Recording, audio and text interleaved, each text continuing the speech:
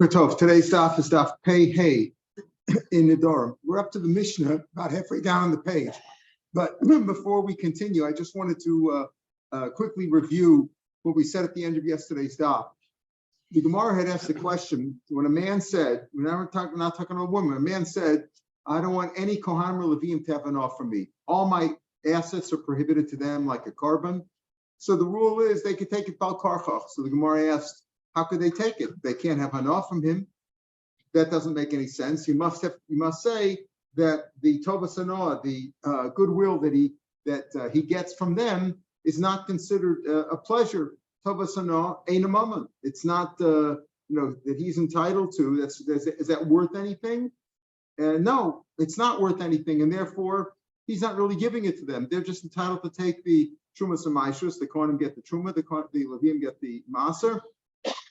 And then the Kohen gets the Trumas Meiser from the Levi, but all that is not really his. It's not really, he doesn't get anything for it. It's not considered the little bit that he gets that the grandfather of a Kohen might give to him is not really considered money. That's how you see this. Otherwise, how could they have enough from him if he prohibited that stuff on the Kohen Levim? And yet, the end of the Mishnah said, if he says only this particular Kohen, Yankel the Kohen can't have enough from me, so other Kohen should take it, but not this Kohen, not Yankel the Kohen, because the netter is Chal. And that would seem to indicate, why can't even offer me that Tovasana is money? Because otherwise, what is the guy getting from him? He's not getting any pleasure if it's not considered getting anything. So therefore, that seems to be a steer in the Mishnah. So the Gemara tried back and forth to say maybe it's a machlokus. It depends whether the whole Tovasana is money or not. Trying to prove it from machlokus Rebbe and Rav Yomis and Rav Yossi Rav Yudah. And we said, no, the machlokus there is simply a question of who do you give a knas to in a case where a guy stole somebody else's crop before he gave Trumas or Maisrus. What does he have to return? Only the chulin part or the entire part? And that was simply a question of knas. It wasn't a question of is Tovasana money or not. So Rava came out with the answer. So what is the difference between the case when he prohibited all Kohanim and Levim from having it off from him, in which case he said the Kohanim could take it against his will, even though they're prohibited from taking from him, if Tovasana is not money. Or the last case where Tovasana is money, because when he prohibited one coin from taking the stuff, the coin cannot take it. Only other coin can. The difference is this. It says Rava right before the Mishnah, where we finished up yesterday. Rav Meir Shapiro, why can they take it against his will? Mishum the truma lo chazil kohanim. Since truma is only a fit for kohanim, and he means probably also the maisus for the Levium. Even the asi lemesra alayu. Since he forbade it from them, in other words, he can't eat Trumas and Maisers, it belongs to them. He can eat Meiser once he gave it to the Levi. He's allowed to eat it technically if the Levi invited him to his house, but the Trumas and Maisers belong to the Kohen Levim, not to him. And even the Maser part of that also goes to the Kohen. So he can't have any of it. And it only is fit for them. And then he's prohibiting it on them, so nobody can have it. Since he's forbidding it on them, nobody can have enough from it. Not them, not him. Shavi Afrabam. He made it into dirt. He made it worthless. And what the Ran explained was, the Ran before the lines get wide says, everybody else Tovasana is money. The Sefer Nech, and therefore, if he answered on Yankel, it makes sense that Yankel can have an all because it's worth something. Money, the Trumas Meiser is worth something, and Yankel is prohibited from taking it. Give it to the other Kohanim. The Reisha in the Taima, the reason of the Reisha why all the Kohanim could take from him when he prohibited everybody from having his Trumas and Meisers, the Truma Lachazi El Kohanim, She'ef Shalit Yisrael, Hilkov Kivan the Osi Lemesra, Shavi Afra Ba'alma, the Afkre Lahi Tovasana is Mafker Sheesh Labat. He's Mafker and it's Hefker. So since it's Hefker, anybody can take it. He's not having an order from him. So here the Ran goes on to say, in the second of the wide lines in the Ran, not the widest at the bottom, at the middle of the page, if you answer all, you get angry one day and you say, all my payers are forbidden to me. Anybody, they could take it against his will, and he can't hold them back, and he can't prevent. Even though he can be shown in the netter, but keeping the hashtamiya hollow is, since he hasn't yet been shown netter, since he hasn't, they could take it right now. Why? Because it's like hefker. The issue once he was shown on him, chayav l'shalim. Listen to this. A man says, all my assets are prohibited from me. I want to die with nothing. All my assets are prohibited to me. Okay. It's like hefker. Anybody could take it. So they take it. The next day, he shoal on his nether, right? He made a nether. All my assets are prohibited to me. Next day, he goes to the Talmud Chacham. The Talmud Chacham was oked nether l'mafreya. He knows it, milach et chilas, it wasn't there. Now the stuff is bad kids. They got to return it to him. It's like they would never also on him at all. Ron goes on. How could they take it? Why are we worried that the Chaim are going to take it? Then he's going to be shoel on the netter. Then they're having an off from him. In other words, we're saying that why aren't they having an off from him right now? Because really, Tovasana is money. But the answer is that since he forbade it for everybody, it's like hefker. Okay, but he could be shoel on that. And if he's showing that they are having enough from him, they're going against the net. It's not kushya. And he goes on to explain. This is from the Rashba. Why? Because there's a more complicated case. I'll tell you another case. A man says, and I'll speak to you outside, not to inside, just to understand it quickly. A man says to a woman, "I'm marrying you on the condition that neither of us have any prior vows on us that would prevent us having a normal marriage. I'm marrying on that condition." Okay. Turns out that there are vows. Let's say she had some vows. She had prohibited herself from doing certain things, going to certain shuls or whatever. She had prohibited just vows, period. Not only vows, no vows. There are vows there. Ain't a Mekudesh, not a Kedushin. So she can go marry somebody else. The next day, after she marries somebody else, he shoel on the netter, and then, or she shoel on the netter, and turns out there was no netter. It turns out she's married to the first guy, but meanwhile she's married to the first guy retroactively, and she committed adultery. So technically that could happen. Got to be careful. So the Ran says, but caused by Yidin, it's okay. And the Ran goes on to say, but I have a suffix about this whole thing. The Ran says, Vainima Stopik, about 7-8 lines from the bottom of the page. Vainima Stopik is Shemishosha Asra Latzmo, Efkero, even even though he's showing on it, so the other guy wasn't over on the netter, ain't a bottle.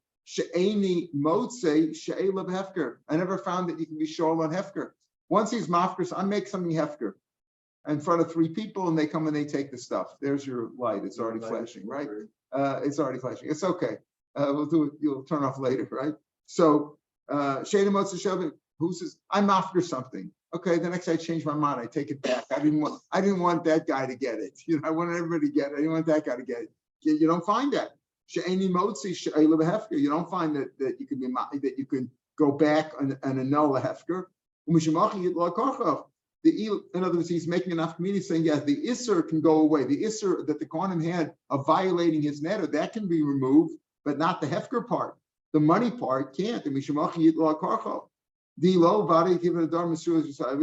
have a problem. And he says, when you said Einu Mukudeshes, when we say that case, he says, if I'm making a man gets engaged to a woman's Makadosh on the condition that there's no vow, and then they find out that there is a vow. So it's not a Kedushin.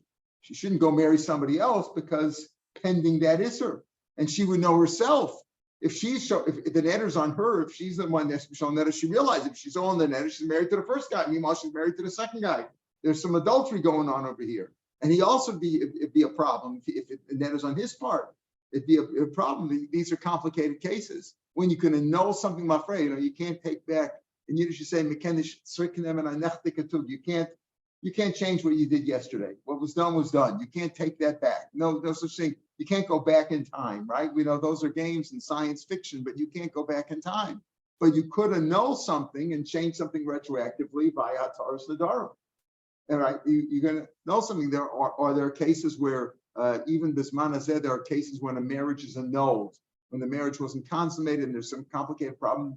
The rabbis annul the marriage, meaning to say it never took place. So you can change the law, but you can't change physics. You can't change what physically took place. So it's a complicated thing. I'm just trying to find this one thing. But the Ran learns, not everybody learns that way. But the Ran says that he made it when he says, Shavi Afra Alma, when he says all Kohanim Levim cannot have any anah from me, right? Cannot have any anah from my Trumas Maisra, so they're all forbidden. So what happens to that Trumas Maisra? Who can have it? So he said like Hefker. So the Zoche from Hefker, that's why they're allowed to do it. Is it? But if it's Hefker, says, but the Rajba said, yeah, if it's Hefker, but if he's Shoel on the net, it's not Hefker anymore. They'd have to return to him maybe the money. They would be forbidden. What about the Hefker part? He says maybe the Hefker part is not, according to the Ran and the Rajba. The Ran debates that with the Rajba. Not so clear. Others learn that it's not because of Hefker. And even if you say it's because of Hefker, and you can show on the Hefker, some say, yeah, but once he's mafker something, he understands that he's not going to get it back. And therefore he's miyash. For example, let's say you say, I'm mafker something, which is the Ran learns that this is because of Hefker. The Rajba also, this is Hefker, because nobody can have enough from it, so it's like Hefker. If I renounce my, with a netter, I renounce all my assets. I don't want to have any enough from my assets. All my assets are also to me like a carbon. I didn't say Hefker. But if I renounce it, the Ran and the Raj will say that is like Hefker. Okay, so now somebody takes the stuff and they throw it into the ocean, or they take all my money and they blow it on the internet or something, and they lose all the money. Now I'm Shoel on the netter. Now it's mine again, right? Retroactively, but the stuff's gone. So they have to pay me back now. So it could be that, that once you made it Hefker, you understand that you're miyayish from it, even if the netter is annulled, and the netter is no longer there, but you were miyayish from it. So different ways to understand it. Says the Mishnah. Avram, you asked this the other day, and we pointed out the previous Gemaras. Here's another Mishnah which says that if she forbids other people to have hana from her, you're not talking about where that's if she prohibits herself from having hana in some way, okay, that's either if it's nefesh or if it's bein ola beina, right, then you can break it. But if she prohibits other people from having hana from her, that's not something he can break. I don't want to have anything. I don't want my father to have any hana from me. Your father, my father-in-law. My brother. Your brother, my brother. I don't want any of these people to have hana from me. He can't break that. Why? Why can't the husband break that netter? Because it's not inu nefesh, and it's not bein ola beina. It's other people. I don't want these. All my assets are forbidden to my whole family. Not you, my husband, my whole family. So you can't break that. Let's say he says you, Shane Yosal Picha to you. He doesn't have to break that at all. Why? Because she is Meshubah. She's obligated to give him hana. She's obligated to cook and wash and do the things she's supposed to do. Shane Yosal Picha, he doesn't have to break it at all. Okay, so that's what the Tanakama says. Rabbi Kiva says no, he has to break it. Why? She's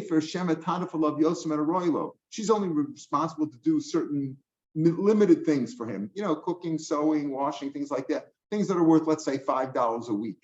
Okay, anything that she does above that, today's times, many of the women make more than the husbands, and they're more sophisticated. They make a lot of money. So in that case, he would have, according to Rabbi Kiva, he would have to have a tadaf yisam roy. Maybe she's going to earn a lot more, and she has a lot more to produce than simply $5 worth, and therefore he has to break that netter because that is bein ola beina. It's not in the nefesh, but it's bein ola beina according to Rabbi Kiva. The Tanakama says no. The stuff that's extra also is something that's meshubah to him. He's also entitled to that, depending on whether he's supporting her, how much he's supporting her. The Mefarshim say, but let's assume that according to the Tanakama, she's obligated to give him that too, and therefore he doesn't have to break such a netter. Rabbi Kiva says he has to break. She's only obligated to give him a certain amount of things, but the extra amount. No, so Rabbi Kiva says he should break that. And Rabbi Yochanan says no. Yefer, he agrees with the Tanakama that the extra part is also she's obligated to give him, and therefore he doesn't have to break that netter at all because she's under an obligation. She is a shibud to give him this stuff, so she can't absolve herself of that obligation. So she makes a netter. It's not chal. Rabbi Yochanan Nuri says, Omer Yefi should break it. She forbids herself. She forbids her husband, this guy Yankel, we'll call him, to get enough from her. So the Tanakama says she doesn't have to break that netter. She's obligated to give it to him. Akiva says she should break it because maybe there's more stuff that's obligated. Rabbi Yochanan Nuri agrees with the Tanakama. No, she's obligated to give him everything, but maybe he'll divorce her, and then if he divorces her, the netter is presumably chal, according to Rabbi Yochanan Nuri. Maybe according to the Tanakama, it's not chal at all. If it's not chal now, it's not chal later on. or he doesn't have the power to break a neder that's going to be after they're married. And we said before otherwise, remember, but here Rav Meir says no, Shemi Gershena, because maybe he'll divorce her. And if he divorces her, the neder is chal. She's no longer obligated to give him $5 worth every week if the divorce. And then the netter's there. She forbade herself from giving, she forbade the husband from Yankel from having enough from her. Now, it doesn't work while they're married, but if he divorces her, then he couldn't take her back. Let's say he's a Yisrael or a Levi, he can marry her back. Now he won't be able to because it's impossible to avoid eating in the house, cooking in the house, cleaning the house. He's going to have some anah from her, and he can't. And she forbade herself from giving anah. So Rabbi Yochanan Nuri says he should break a Shemi Geshena because maybe he'll divorce her. The Te'asuva then she'll be forbidden to him because then the netter would take effect, and he won't be able to take her back, and therefore he can break it now. But he's breaking it now with something that's going to really be effective later on. That's good. That's what the Gemara is going to deal with. Amar Shmuel. If he breaks it down, it's chal later. Yeah, that's what we talked about. So that's what we referred to this case. We had this before. We had this case before back on Ayin Test. Amar Shmuel. Halach Rabbi Yochanan Nuri. Shmuel says Allah is like Rabbi Yochanan Nuri, that he could break it because maybe he'll divorce her, even though right now she's obligated to give him this stuff. Like the Tanakhama says, no reason to break the netter. The netter's not chal. Yes, the netter is not chal now, but it could be chal later on after the divorce, and therefore he should break it now. If he breaks now, it's chal even for later on. That's what Rabbi Yochanan Nuri says. And Shmuel says, like Rabbi Yochanan Nuri. Says the Gemara, what is she doing over here? Remember, how does it work? She's saying any hana that you get from me, you, my husband, Yankel, is prohibited to you. Anything that I produce is prohibited. Any assets that I have, anything that I produce is usher to you like a carbon. That's the netter that she's making. So not chal right now because he's married to her. When is chal? Later on, right? And therefore, Rabbi Yochanan says you can break it because it's going to be chal later on. That's like that would mean that Shmuel would say that Allah holds that you could be makdish something which isn't here right now. Let's say, for example, I makdish the fruits that are going to grow on my tree next spring. Can I be makdish that? Most say you can't. Rav Meir says you can. Maybe he holds out a makdish over shalom, but everybody else most of the Rabbanim disagree with Rav Meir. So he's saying over here Shmuel holds that you could be makdish over shalom because that's what's going on over here. Because what's happening? She's making this also like a carbons, like hekdesh. We're assuming now, the whole assumption is that when you make a netter, it's like making something kadosh, right? And can you be makdish something which isn't here right now? Meaning the assets that she has now, that she's giving him now, that she produces now while they're married, she's under obligation. Netter's not chal for that. Doesn't have to break the netter like the Tanakhama says. You don't have to break it. She's obligated to give it to him. She can't make such a netter. She can't absolve herself of that responsibility. When is it for later on? Well, later on, it's not here yet, when they're not divorced yet. So could you be makdish something for later on? We see otherwise in service. Let's say a man says, I makdish the work product that my wife is going to make. I makdish my sideish, what my wife is going to make. It's meaningless. She could keep on, it's not hekdesh. He says, I makdish the food and the sewing and all the stuff that my wife is going to produce right now. It's meaningless. No, she can continue working and eating and doing her stuff. It's not hekdesh. Hamoser, what about the extra part? When you mean the part over and above, it means moser ma'asiyah, more than the $5 worth. Rav Meir Omer, some have a gift from Rav Meir Omer, hekdesh, it is hekdesh. And the Ran explains, in the first of the widest lines, there's wide lines and there's widest lines. The Ran in the first of the widest lines says, Rav Meir, the Omer Hekdesh, Lo Machaim. He's not talking about when she's alive, because when she's alive, the Lesle Ba'midi. He doesn't have any ownership in it right now. We're talking about the extra part, right? The extra part, not the part that she's obligated to give him. He doesn't have any say in that. So what? Ela hekdesh la'achar misa, after she dies, kama sha'abal zocha bahu moser he zocha b'din Yerusha. Who inherits a wife? The husband. It's machlokas whether it's the Raisa or Rabbanan, right? But the general assumption is that's a daraisa. If a wife is married, the husband gets it, not her children. If there's no husband, then it can go to the children. But if there's a husband, the husband gets it, so he's Yorish. Usfila Meir, okay, so as far as the regular part, Harezu Osa Varcheles, he can't be makdish that. Why? Why can't he be makdish that? Because Ron says that some say it's speaking about where he's giving her mezuzah, because she could say, listen, I'm not mechuyev to give you the $5 worth. I won't eat. I'll eat my own food. Let's keep our own separate checking accounts, as we say today, right? Separate books. You keep your money, I'll keep my money. I don't want you anything. So he's not entitled to be makdish her stuff, because she could say, I don't want your stuff, I'll keep mine. The extra part, which he's certainly not entitled to, right? After death, says Rav Meir, after death, he's entitled to it. So I could do it. Rabbi Yochanan Sandler says, no, chulin. The extra part is like, he can't be makdish something because it's davar shel b'la'olam. He's being makdish what his wife's work product after death, after she dies. Can't do that now. It's davar shel b'la'olam. Rav Meir says, there's davar shel b'la'olam. V'amar Shmuel lach Rabbi Yochanan Sandler. Rabbi Yochanan says, lach like Rabbi Yochanan Sandler, that you can't be makdish davar shel b'la'olam. So how can Shmuel go like Rabbi Yochanan in our Mishnah, who says, why can he break her neder, that she says, the neder, you, my husband, are usher to have any enough from me, all my stuff is usher to you, because maybe they'll be divorced later on. Then it's davar shel b'la'olam. So Alma ain't the makdish davar shel b'la'olam. So the fact that Shmuel says over here, lach like Rabbi Yochanan Sandler, that when a man says, I makdish the extra work that my wife is going to make, it should be punished after death when I inherit it, davar shel b'la'olam. And Shmuel says, lach like Rabbi Yochanan Sandler, ain't makdish davar shel b'la'olam. Maybe you'll say, Ki kamer Rabbi Yochanan, when Shmuel said, and I'm an Aleph, right after the Mishnah, he doesn't mean in that sense. He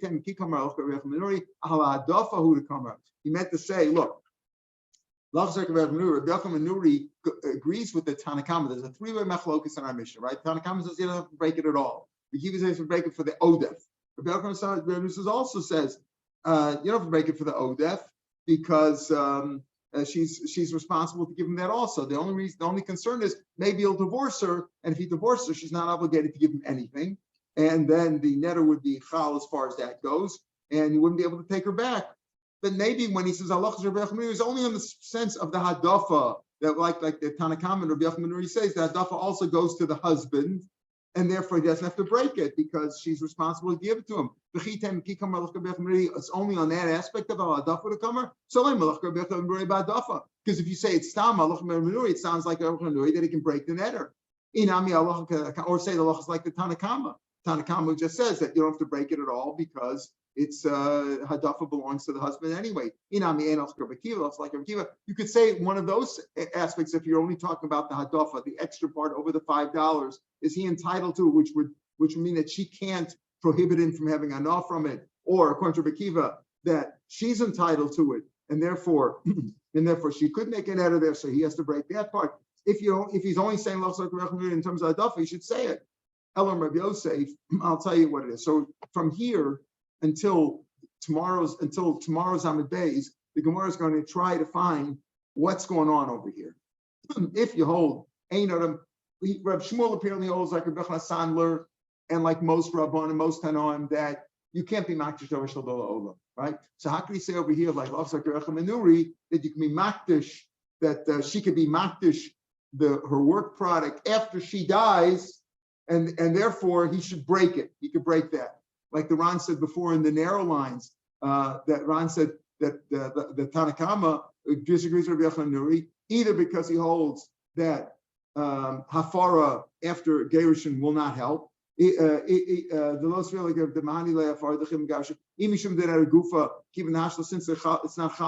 not chal later on, right? Or because he doesn't know they could break something after divorce. So what's going on over here? How can Shmuel say Locha is like Rabbi Yochanan Nuri that you could break the neder now for what's going to take place after they get divorced? That's the davar shel b'la'olam, and we see that he holds he can't be makdish davar shel b'la'olam. Elam Rabbi Yosef, halfway down the page in the Gemara. Elam Rabbi Yosef, shiny konos. It's different when you make cuss. Why? It's like why?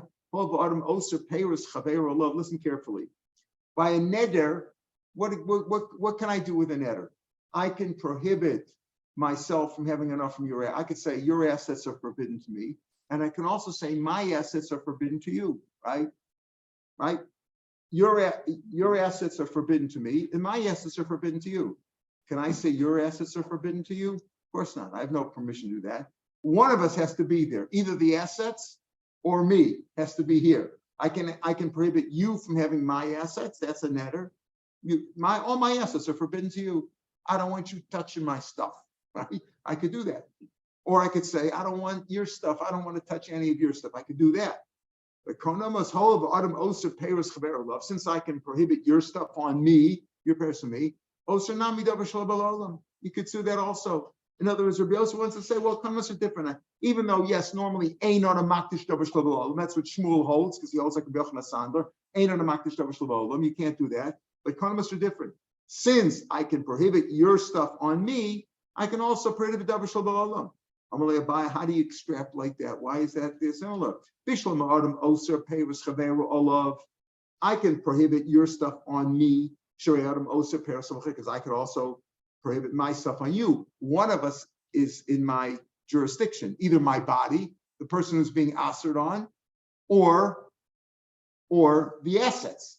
I can ask if I ask my payros on you, so the payros are in my jurisdiction.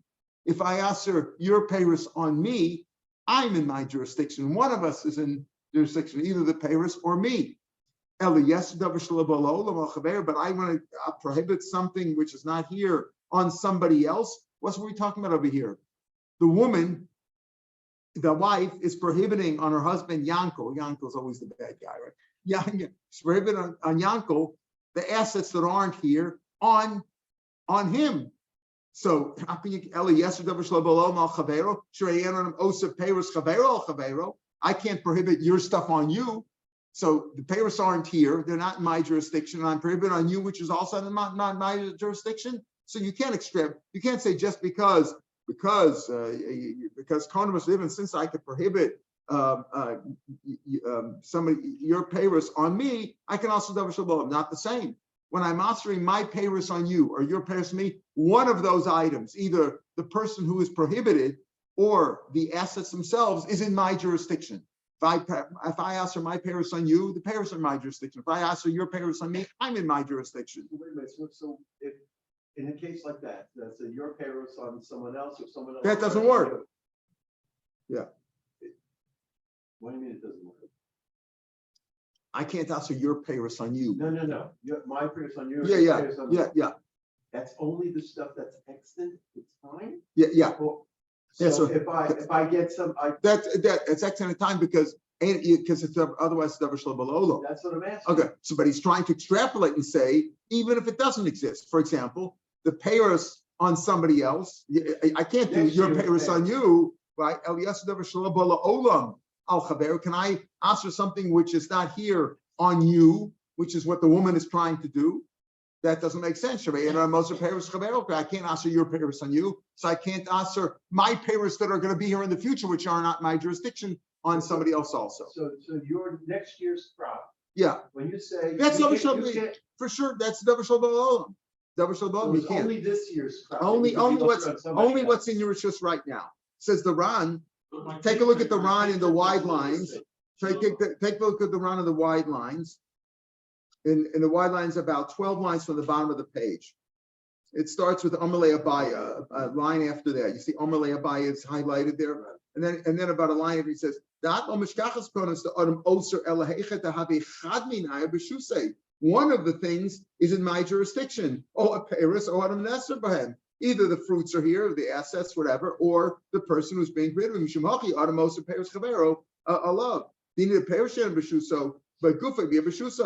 And he goes on to explain that idea too, but you can't extract from that. Now you're asking slightly different. Can you answer things that aren't here yet? Of course not, because you can't be makdish davar shalom, so you shouldn't be able to also be makdish something which isn't here on somebody else, which is what the woman is trying to do. The woman's trying to say that why is the neder chal, and Rav Yochanan says you have to break it because the payers that are going to be there in the future, I'm prohibiting after I get divorced, should be prohibited on the husband. Well, the husband's not in her rishus, nor the payers that are going to be after they get divorced. Right? And most of the payers chavero.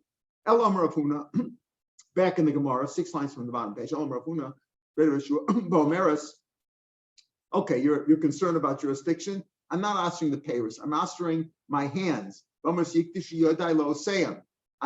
prohibiting my hand. I'm sanctifying my hands for like that's the my hands are prohibited. My hands are here. The adayim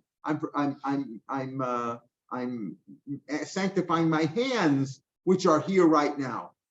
So okay, the hands are here right now. So even if you say the Ran says Elam Rav Huna, maybe sure the Ran about 6 months from that page.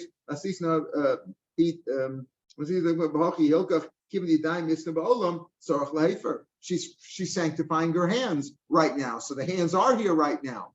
So it's not a davar shel ba'olah. It's not the same case. You want to say she's prohibiting something in the future after her hands are right now. My hands, the product of my hands, and my hands are here right now, are prohibited from my husband, from Yankel. And if she does that, she can kaddish. But the work of her hands right now is obligated to her husband. She can't. She doesn't even have the rights to be makdish her hands. The hands are not in her rishus; they belong to her husband. So they're mishabim to her husband right now. So it's not something which is here right now. Gemara says no. The amra mechimegarsha. So she says they should be kadosh for later on when she gets divorced. Okay, but right now hashtami megarsha. Right now she's not divorced. Why would you say that helps? Right now, she's not divorced. Hashim Gasser, Klomar, says the Ran, 2 lines from the bottom of the page in the Ran. Klomar, Tiratzal, Mandam, Automatic, Olam. Okay, you could say, okay, when I get divorced, the product of my hand should be prohibited to my husband, right? If you hold Davar Olam, but we've already explained it, Shmuel holds, Ain't no Makdish Davar Shalom. Rather than the Kamali Day, Badi Mahani. Avalamanda Omar, last line on the page in the Ran. Avalamanda, Ain't no Makdish Davar Olam. Why would it help? Even if she says, when I get divorced, the work of my hands should be prohibited for when I get divorced. Okay, but if you hold, you can't be extra davar shalom right now. Divorce is a davar shalom. There's no divorce right now. It's a davar shalom. Ravila, so Ravila tries to give an answer. Now we're just going to start this. We're not going to finish this. We're going to go back and forth on Ravila. Uma ilu, why not? Listen, he compares it to this case. A man says, I'm selling you my property today. When I buy it back, I'm makdish it. Okay? Now, in that case, that I'm selling you today. When I buy it back from you, takdish, is it not kadosh? And he says that would be kadosh. Why? Because he has the ability to be makdish it today. So she says, you know what? The work of her husband, the work that she produces for her husband, each day she has to give it to her husband. But right now, as she produces it, l'chora, it's like hers. She has to give it to her husband. So it's sort of in her possession. So why can't you do it? That's what he's asking. But it's a weak kasha. It's a weak answer. Masker of Yirmiyah, Midam, how can you compare it? The other, right now, he could sanctify it right now if he wants to. He says, this field that I'm selling you today, when I'm selling it to you today in 5 minutes, and when I buy it back from you tomorrow, I'm going to be makdish it. But he could be makdish it right now. It's in his possession if he wanted to makdish it right now before he sells it to him. But Isha b'yadal hakdish ma'asiyah, but a woman can't makdish it, so she's already obligated. Whatever she produces, it's not like she owns it and it's her bank account. She transfers it to his bank account. As soon as she produces it, it belongs to him. Hello, dummy. This is comparable. You tell somebody, you know the field that I sold you yesterday? When I buy it back from you, I'm making it kadosh. Well, could you be makdish it today? No, because I sold it to you yesterday. I sold it to you yesterday. I can't be makdish it today. When I buy it back from you, takdish, mikdash, would that work? And the Ran explains that Ravila doesn't really have a Mishnah or a Brisa. He's just saying a svara. So his first svara was, you know what, since if a field that I'm about to sell you now, I'm telling you, when I buy it back from you, I can be kadosh, it should be kadosh because I have the ability to do it now. Rav Meir says, yeah, but that may be. Rav Meir tells him, that may be a field that you're about to sell. You say to the guy, when I sell to you today and I buy it back from you tomorrow, it should be kadosh.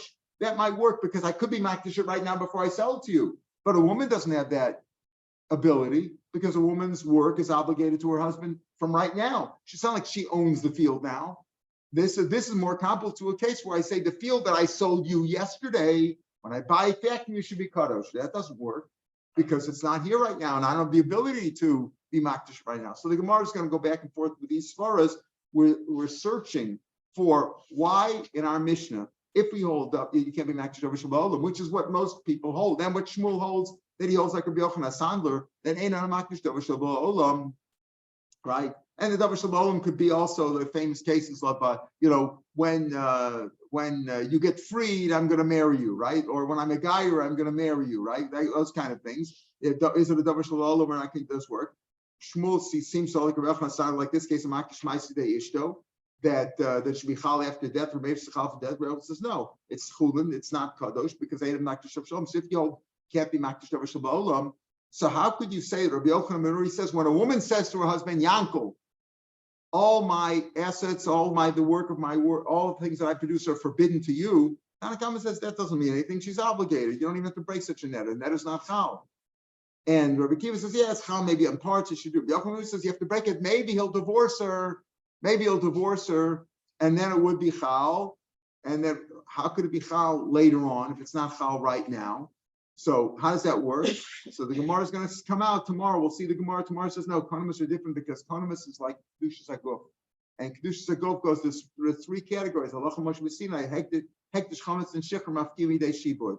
Even though she has an obligation to give it to her husband, so you say, she's obligated right now. She's obligated to give it right now, not when it comes to hektish. Konomos is like hektish kedushas haguf, and hektish chametz and shikra take away the shibud. And therefore, that's how it works, even though she's obligated to her husband. But konim is like a netter of a konim is like a carbon, and a carbon is kedushas haguf, and kedushas haguf takes away from the shibud. All right. Another answer the Gemara is going to give us another answer is so why do you have to say Shem Yigarshena? The Gemara is going to say Yachi Lamali Shem Yigarshena, right? What do you have to say Shem Yigarshena? The Gersa is over there. What if Shem Gershena? Okay. What if Shem Gershena just divorced anyway? She has the ability to do it not. There's also Shem Gershena. In other words, it means Shem Gershena is not only the reason, not because it's going to be chal later on. You're right. But she has the right if she's makdish something, since konim is like hektish, even though she's obligated to her husband right now, and she can't prohibit something her husband from her assets. But when it comes to konim, so she's making also like a carbon that has the power of hektish. And if you're makdish something, if I tell you I'm going to give you something and I makdish it, that takes away a shibud. Or chametz takes away a shibud. It becomes chametz, even though it belongs to somebody else, it's meshubah to somebody else, that takes it away. So it's gone. That's a special halacha that hegdish, chametz, and shifra take away the shibud. So here also, this is hegdish, is like dish the guf and takes away the shibud. All right, we'll pick up this Gemara tomorrow and explain it more. I was thinking the whole time about Nazir Shivsha. Yeah. Right? Mm-hmm. Did that, I don't remember the text.